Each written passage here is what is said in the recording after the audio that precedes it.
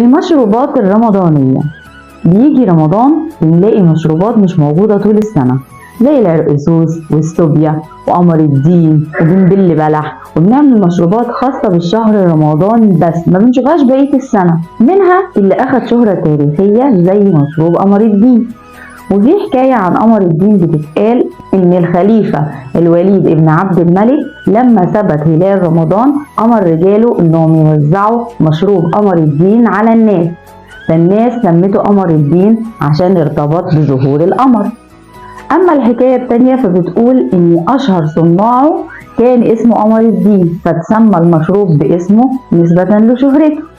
أما المشروب التاني اللي أخد شهرة واسعة جدا في مصر فهو العرقسوس، خاصة بشخصية البائع بتاع القرصوص في لبسها وواقع صاغتها وشكله الفلكلوري الشعبي المشهور جدا في مصر. والعرقسوس هو نبات معمر بيتزرع في أماكن كتير قوي زي سوريا وآسيا، ولكنه اشتهر من إنه هو أشهر المشروبات الرمضانية.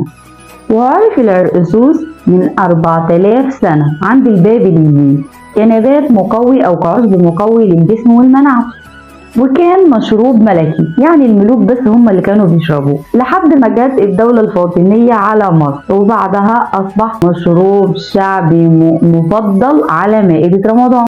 أعاده الله عليكم بالخير واليمن والبركات.